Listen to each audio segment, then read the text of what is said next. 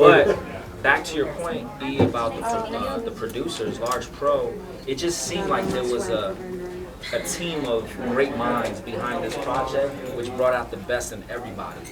Between Premier on New York State of Mind, I think that has to be easily one of, I mean, aside from the intro, New York State of Mind, the way Nas comes in, has to be one of the greatest introductions in album in hip hop history, in my opinion. But see, at the same time, I mean, you grew up in New York.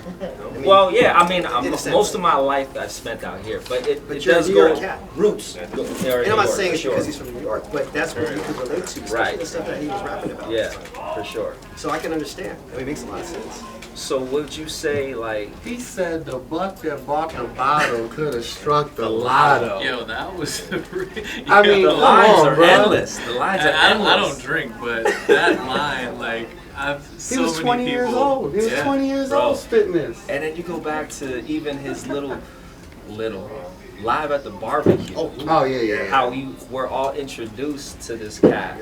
Like... Yeah, live at the barbecue wasn't fair, man. Like, I'm sorry. It's one of the greatest verses of all time. That's one of the great intros to an artist of all time. So if Nas, Illmatic is your greatest album of all time, is he your greatest, like to you, is he the greatest hip hop artist of all time to you? Wow. That's a good question. Great one of question. my top 5. Top 5? Yeah, I gotta easily just shuffle him in the top 3. Lyricist, yeah, but that's hip hop say, artist. As an MC, he's definitely like top 3. Yeah. Because saying that he's like that's the greatest album of all time can also mean to you he's the greatest artist of all time. But the thing is, when you talk about artists, you got to look at their whole career and the work they put out from their first album all the way through. Like, yeah, I feel like he definitely had a period where he was kind of lost, Nostradamus-y? like in between. A little bit. Yeah. And yeah. I know you pulled that out. But then you got the Nostradamus-ys. Man. But then you got He came back strong with Stillmatic, though. He did. That was when he gave us what we wanted. This man lit a fire under him. Yeah. And Nas was like, wait a second. Ether. I'm not done. Do you think Jay-Z took what Nas did and made it his own and took it to a whole different level? You know what? I always tell Cass, and you almost have to have been in that era, like growing up. Like I said, I was 15 in '94, so I saw like Nas as the artist, and then I saw him when he dropped It Was Written, and then I seen Jay's Reasonable Doubt. I was like, wait a second, is Jay kind of is Jay kind of jocking Nas a little bit with a little mafioso type of stuff? Yep. But Jay had his.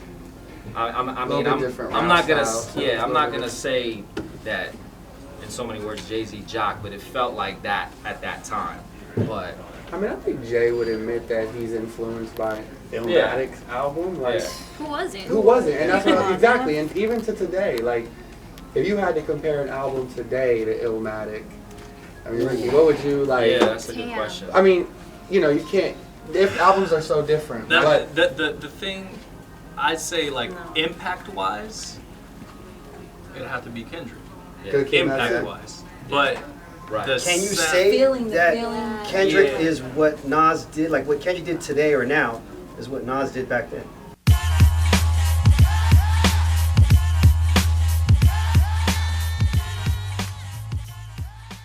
Timberland, best then, better now. Available at Robert Wayne Footwear.